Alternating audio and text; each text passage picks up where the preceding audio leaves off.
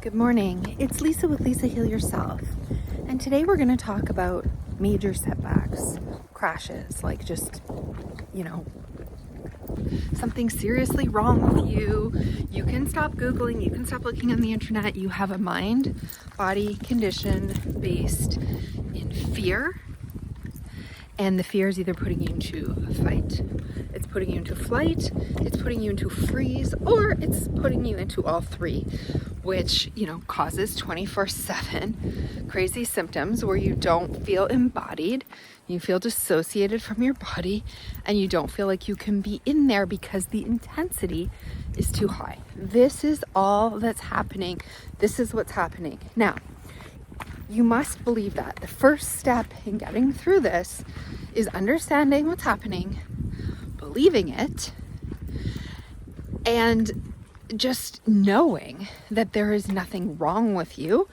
And when the fear settles, when the focus on the sensations and the fear surrounding them settles, then everything else underneath it, underneath all these symptom sensations underneath it, the umbrella that you're feeling that feels all-consuming, will all go away one by one.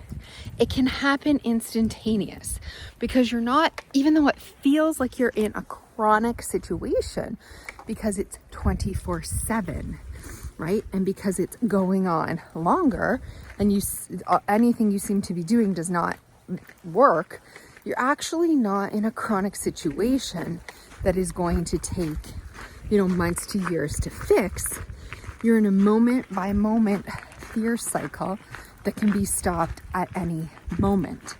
So how do I know this?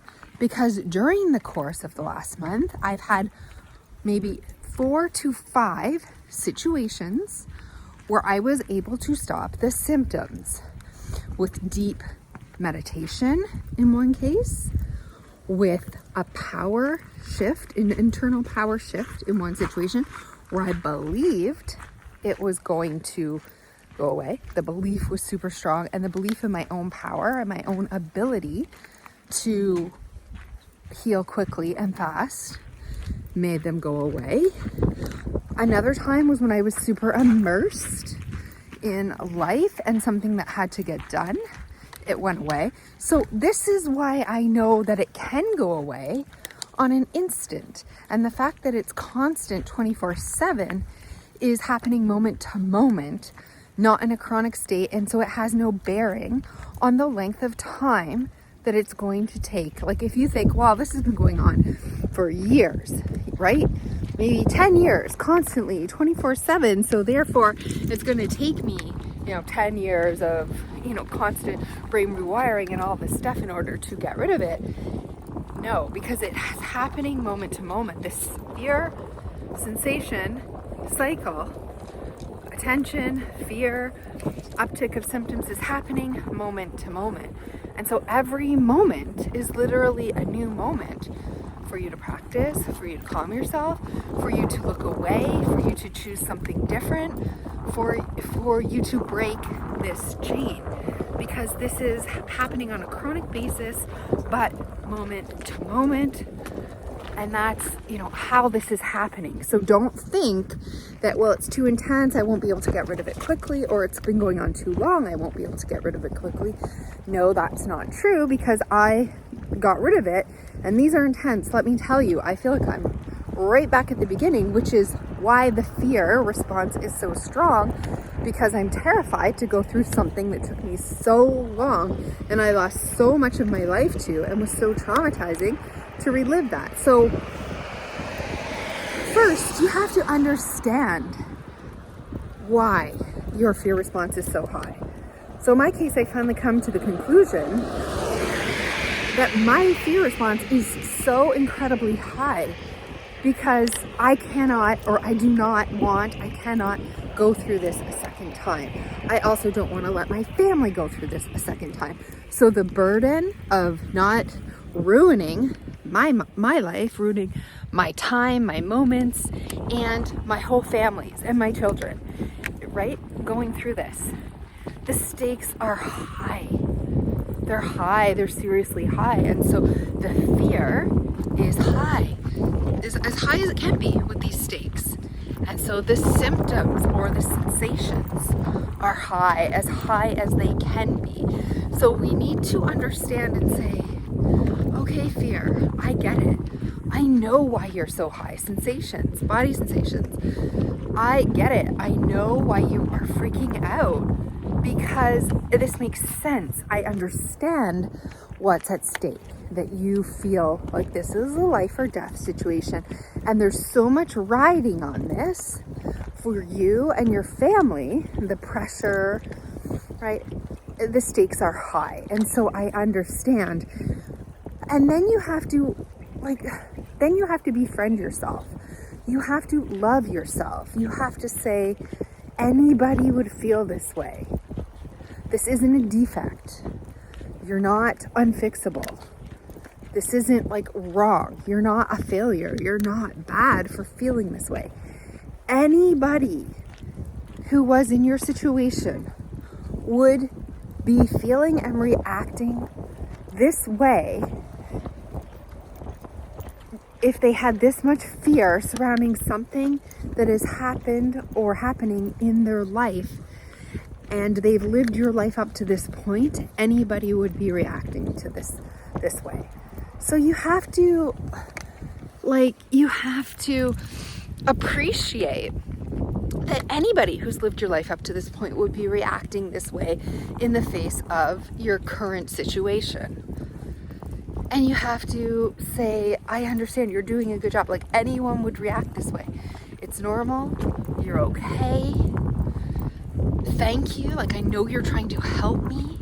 I know you're trying to sound the alarm bells so loudly, because you're saying, danger, danger. We're getting into territory where we cannot let something happen. This is an emergency.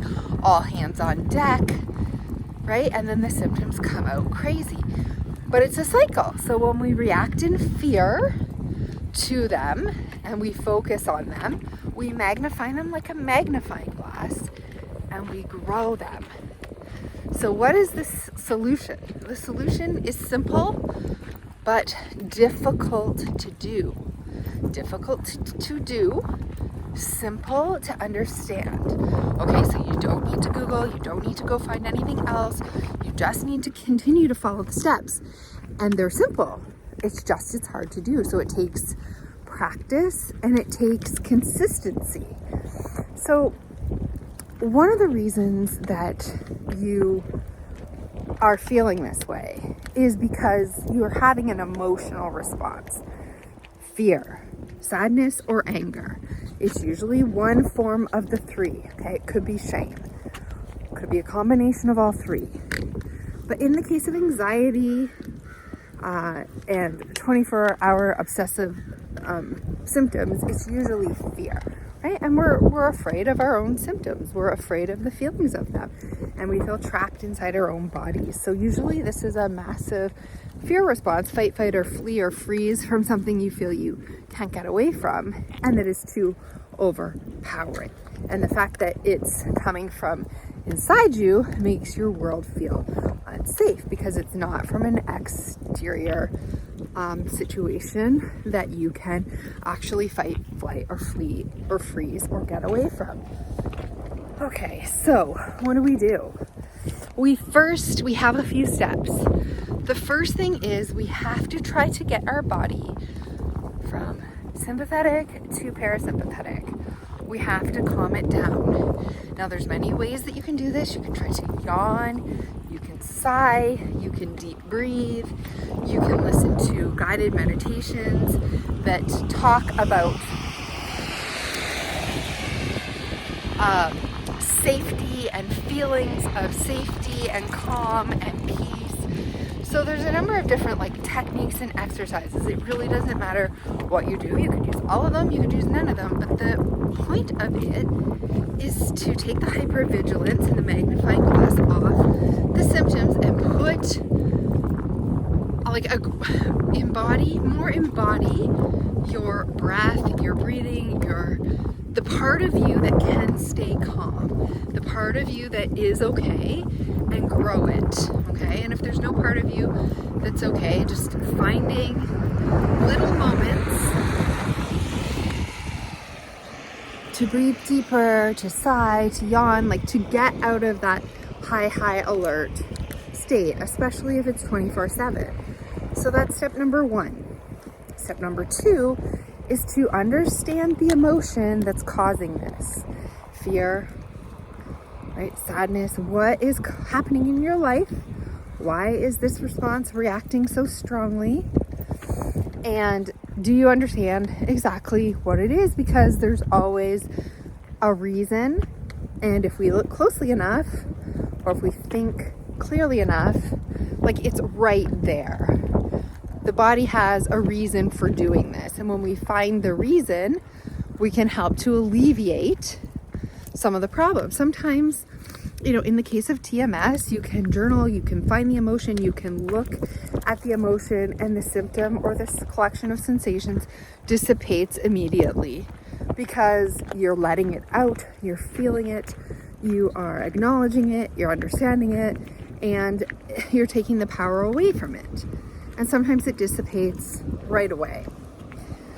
Other times it doesn't go away, even if you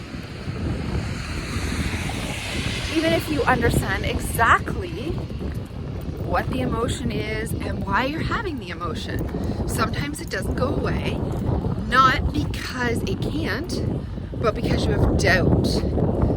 Either doubt that it's not mind-body, or doubt in your ability to heal, even though it is mind-body. Doubt in your ability to endure it, or to be able to be smart enough, or studious enough, or committed enough, or figure it out, like how to actually do it. So doubt in your own ability. Often doubt plays a huge role in stopping us from healing, even if we understand the emotions, even if we're in touch with our emotions and our journaling and the understanding of it. A lot of people aren't even, if you have the understanding of it, consider yourself lucky, because a lot of people aren't even there. They're chasing symptoms. They're at Google, they're at doctor's appointments. They don't even understand that this is mind body. And if they do, they don't understand what emotion is causing it or what's going on in their life that's making this so intense. So that's one part of it. But then if it's not alleviating it, even if you believe it's mind body, and even if you understand exactly what the emotion is and why it's happening, then we're looking at a lot of doubt in ourselves and our own ability to be able to do this. Like it's somehow more powerful than us. And so it's a personal power issue and a doubt issue. And so we have to be really good at taking back our personal power and overcoming doubt. So what does that look like? That means every time we give in to the symptoms or the sensations, we isolate, we retract, we give in to the anxiety, we have a panic attack, we go home, we don't follow through, we make our life smaller and smaller. Every time we give in to that fear, we subconsciously allow our power to be taken away. We subconsciously allow doubt in on our ability to face and feel sensations, that we're strong enough to face and feel sensations, because that's really what this comes down to. And so when you doubt your ability to handle, to face, to feel sensations because you feel like they're more powerful than you, then we lose our sense of self, our own power. We feel like we've given it away. It's been swept away to the symptoms or sensations. So the remedy or the antidote in this case, steps 2 and 3, is to face the feelings over and over. And sometimes it makes it worse, because sometimes they ramp up and they get stronger in resistance, and they make it more difficult for us, because fear is biological, and this warning signal, if you're not heeding it, it's going to turn it up. If the fire alarm comes on and you're not heeding it, it's going to send more alarms until you listen and stop and retract. But you must go very slowly, move slowly, breathe easy, talk to yourself in the face of symptoms. Stop calling them symptoms, start calling them sensations. You must continue to remind yourself that you are the most powerful. Your container is not just your body. You don't have to house these symptoms and sensations in just a small container of your body. You can breathe and fill up the room with them. You can breathe and fill up your town with them. You can fill up the atmosphere with the entire universe. These symptoms don't need to be housed just in your body. Breathe through them, breathe them out, right? And take up all the space in all the universe, and they diffuse. They will diffuse. So we have to face and feel. We have to not only feel our emotions and understand what's happening, but we have to feel our sensations in our body, uncomfortable sensations that we don't want to feel. And we have to remind ourselves that we're powerful enough to feel them and to continue moving through our day, no matter how uncomfortable, no matter how debilitating, no matter how hard the alarms are firing and signaling. We just slowly and methodically move through the day, reminding ourselves that we're big enough, our container's big enough, because it's really the entire universe, that we can handle sensations, that they're just coming from our mind, that they are the alarm, they are the fear response.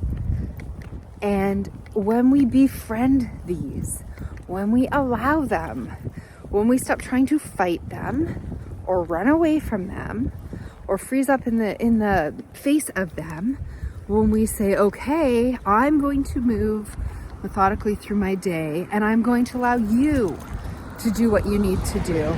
And I'm going to train myself not to react to you, not to overreact to you, and not to continually put my magnifying glass on you. So it's simple, but it's difficult, because when a fire alarm in your house is going off and you're trying to have a conversation and cook dinner, your only thought is, oh my God, let me stop that fire alarm, right? You can't just sort of ignore, blaring, rising alarm bells for a long period of time, because the intensity is so overwhelming. So we do things that help us to be able to manage them. We breathe deeper. Maybe we put on noise canceling headphones. Maybe we listen to a meditation. Maybe we listen to videos that inspire us or make us feel safe. We do activities that are calming and safety producing. And we don't run from these. We allow them. We befriend them. We say, sensations, you're just the part of me that's trying to warn me, but I know nothing bad's going to happen. We need to take back our personal power every step of the way. Crush doubt, feel sensations, feel emotions, right? And allow this raging storm to pass, which it will. All storms pass. Every symptom passes. Every sensation passes. Every storm passes. But we must take our magnifying glass of focus off of it. Allow it to happen. Allow it to happen even when you want to fight it or resist it or run from it, or you don't think you're strong enough. And we have to work with all these areas of understanding our reason, being kind and loving to ourselves, allowing us to process and cry and feel all the feelings that need to come out, and then to allow the sensations that need to run through us and process and realize that they can settle, that the alarm doesn't need to be going off, and building our confidence in ourselves, crushing doubt and building self-confidence, building self-love, building the power to live our life. We have to cultivate and take back personal power because we lose it quickly in the face of symptoms or sensations that override the real you, right? They magnify and they blare over top of who you are. And we need to reverse that. Who you are needs to go over top of the symptoms and sensations, and you need to tell them, I understand why you're here. I know what's happening. I know it's unbearable. I know it's uncomfortable, but we're going to be okay. We are safe. You are safe. This is just an overreactive nervous system, alarm system, the sensations of fear. And so we need to feel the emotion of fear, everything that is going on in our life that makes us scared, the feelings of fear, the story of fear. And then we need to feel the sensations of fear, that fluttering heart, that, overwhelming, whatever feelings it is. They're two different things. Feelings are emotions. They're emotional. They're the story. They're the part that affects, your inner world. And then they're the sensations. They're the physical things that this is how it represents. This is how it manifests, in the body. We need to be feeling both, all of those things, and getting rid of any doubt in our own ability and our own personal power that we're strong enough, we're capable enough, we're loved enough, we're worthy enough, and we're safe enough to be able to handle this. We're big enough. We have the universe on our side. We have a huge container that we can blow all these worries and fears out. We don't have to contain them in our body. We feel them in our body, we process them in our heart, and we build our confidence, and we build our life where we can put focus on something else. So focus on anything else, small things, anything that you can consistently move your attention away from overwhelming alarm bells and sirens ringing.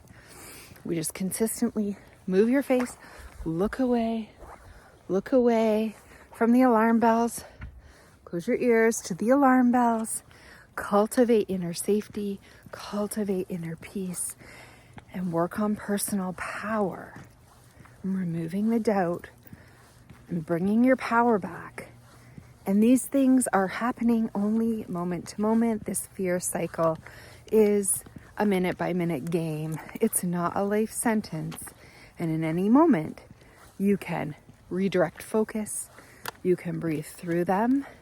You can use your personal power to elevate your belief that this is going to go away quickly and easily. All of these things have helped me a few pockets of time over the last month, to the point where I was like, okay, I'm on top of this. But the second I look back, the second this sensations become too intense and my magnifying glass goes on them, it can snowball quickly. The process is quick. It's nothing that you can consciously stop. So the only thing that we can control is our reaction to it. Our reaction to it. Our emotions, the way we're responding, and whether or not we're allowing doubt and our personal power to be lost. And these things, like I say, it's very simple, but it's extremely difficult because this is biological. It's hard to go against biology, but the body wants to heal. The brain wants to heal. It wants to keep you safe. And if you can remind it that you are safe, if you can feel, the secret is the feeling. So if you get a moment that you feel a wave of relief, or even small relief, you must build on it. That is when you build up the I am safe, I am healing, like I am going to be okay. You build your personal power in moments where you can actually feel it. It's very hard to build personal power when you can't feel anything at all. So sometimes all we can do is allow the sensations, distract, continue with life. But when we get those moments of relief, or the little cracks of light, or the reduction in sensations, or the moments of clarity, or you're feeling a big emotion and we have relief after, whatever it is, this is when we build up our confidence, our personal power, and the reminder that we can do this, that we're safe. And the more wins we have like that, we build them on top of each other, and they can come quickly. They can come quickly, even if you feel you're at the lowest of your lows. So this is what setbacks are. This is what all chronic illness and disease is, when we have the most overwhelming sensations and symptoms, especially if they're 24/7 and they don't make sense and they're overwhelming and they're overpowering. You can be sure that this is mind body, right? If it's not isolated to one area of an injury, this is definitely mind body. And therefore, if you stay focused on the way you heal mind body, right? Retraining our brain, looking away, feeling our emotions, feeling our sensations, continuing on with life, cultivating personal power, trying to get rid of our doubt. If we continue to do all these things, it's inevitable that we will heal. It's inevitable. And how do I know this? Because I've done it. I've done it. So it is inevitable that you will heal if you stay on track. You don't have to be perfect with it. You don't have to do it right or know what you're doing. You just have to be consistent. You have to understand what's happening. You have to understand what you're working towards. Personal power, getting rid of doubt, calming down fear, reminding yourself you're safe, calming down fear, and building your personal power. These are all the very simple ways that you stop this cycle. You have to allow it in. You have to say, no matter how long this takes, you can't be trying to get rid of it, because that's fighting. That's running from it. You cannot be trying to fix it. You have to allow and invite these sensations in, to have tea with you, as a friend, to be there as a guest, a house guest, for as long as they need to. You're like, oh, okay, you need to come in and stay. That's fine. You can stay for a week, you can stay for a year, you can stay for a month, you can stay for however long it's going to take for you to feel safe. So I'm going to invite you in. I'm going to allow you to move around my house. You're an unwanted house guest, but now I'm going to make you a wanted house guest. I'm going to say, you know what? Yes, you can stay with me. You're disruptive to my life, but I appreciate that you feel unsafe and that you need to be here right now. And like a child, you're trying to get my attention, but I'm just going to go on with my life. I'm going to let you be here as long as you need. I'm going to welcome you in. I'm going to be friends with you. We're going to sit down to tea even. I'm not going to try to push you away or get you out or say when are you moving out? When are you leaving? We cannot just keep looking and wondering how long it's going to be, what the time frame is going to be, when these symptoms are going to go away, because they're not symptoms, they're just sensations. And sensations stay as long as we have focus on them and as long as they feel they're needed. When they no longer feel they're needed, because you're moving on with your life, because you're moving forward and you're not letting them stop you. So that's the key. We need to keep moving forward and not letting them stop you, no matter how uncomfortable it is. Because when you just go on with your life, they cease to have a reason to be there. So there's no alarm anymore. You're not magnifying anything. Nothing, your attention and focus is on other things. And they can be like, oh, there's no fire here. I guess we can turn off the alarm bells and recede. But they might still come back. They might be on a hair trigger. What's that? Do I smell smoke? Is there a problem?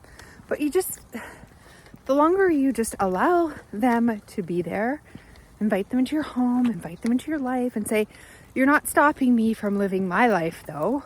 I have work to go to, I have things to do.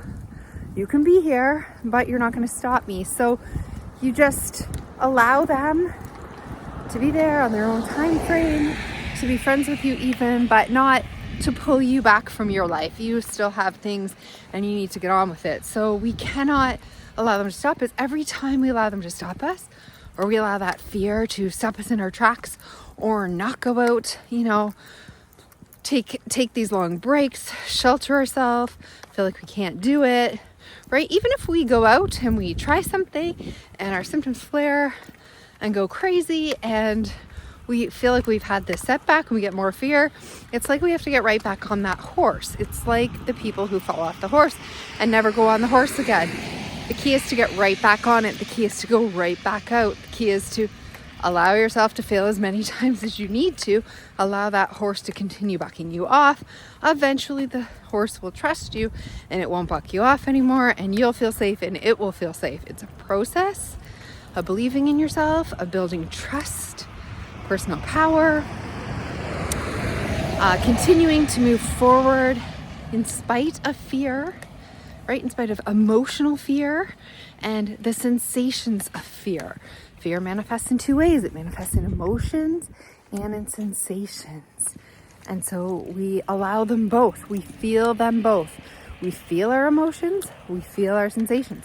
We can't just feel the sensations and block out the emotions. We can't just feel the emotions and block out the sensations. We must allow them to be felt in the heart, allow them to be felt in the mind, allow them to be felt in the body. This is how we integrate. This is how we build trust, personal power, trust in ourselves, our ability to continue to move forward. So no matter how hard it is and how slow you go and how little you do, you must be taking steps forward, whether they're baby steps or giant leaps. But you can't allow these symptoms to hold you still or push you back. And so it can be done. It will be done. Allow, allow, allow. You are strong enough. You are big enough. You are safe enough. You will heal.